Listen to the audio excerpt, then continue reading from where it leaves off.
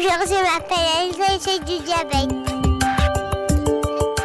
L'annonce de la maladie, c'était en janvier 2011, suite à une soif intense, des pipis au lit, un peu de perte de poids. On a fait une prise de sang et puis on nous a déclaré Elsa diabétique. Ça a été un choc très très difficile pour nous. Elsa se demandait pourquoi l'hôpital, pourquoi toutes ces piqûres, pourquoi tous ces examens. Mais pour nous, ça a été très très très difficile. J'étais maman une seconde fois et j'ai dû tout réapprendre. Parce que j'ai dû apprendre les piqûres, j'avais peur de mal faire, je chronométrais quand je partais faire les courses, entre chaque dextro. Je me suis dit, ma vie, ça va être un vrai calvaire. Et c'est pas du tout ça. Je pense qu'il y a plusieurs phases dans l'annonce de la maladie. Je pense vraiment qu'il y a la phase où on n'est vraiment pas bien. Et puis, mais il faut se battre. Il faut se battre pour ses enfants et il en ressort que du positif.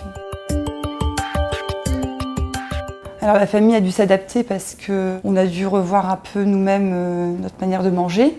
Maintenant, il n'y a pas de régime restrictif, des fruits, de la viande, des féculents à chaque repas. Ça va faire 3 ans en janvier et on part au ski l'hiver, on part en vacances l'été. On peut tout faire, Elsa fait du patin, elle prend des cours de natation, elle va au petit bilingue, elle fait des cours d'anglais, elle fait tous les voyages scolaires. Elle fait tout comme un enfant qui n'a pas de diabète. Quand je vais à l'anniversaire d'une copine ou un copain, je mange du gâteau, je cours, je joue, je fais tout comme mes copains et copines. Au jour d'aujourd'hui, Elsa est beaucoup plus autonome puisqu'elle sait faire ses dextros, elle sait faire ses insulines bien sûr sous surveillance. Tu te piques où? Celui-là et celui-là. Et on pique jamais quoi? C'est Quoi ça?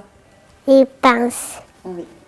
On vit avec des contraintes, mais comme tous les parents qui ont des enfants, et pas forcément parce qu'ils ont du diabète, il faut beaucoup dialoguer, même au sein du couple. Il faut énormément se parler, il faut pas vouloir tout maîtriser, parce que moi j'ai essayé de le faire, j'ai mis à l'écart le papa et puis ça explose. Ça explose pas tout de suite, mais tôt ou tard ça explose. Il faut s'investir tous les deux, et puis c'est un combat de tous les jours, mais il faut y croire. Il faut y croire parce qu'on en sort vraiment très très bien. Et moi, au jour d'aujourd'hui, Elsa a un diabète. Je lui fais sa piqûre le matin comme quoi elle se lave les dents. Voilà, c'est des automatismes que j'ai pris et puis que ça se passe très bien. Il n'y a jamais eu de soucis. Il faut garder confiance.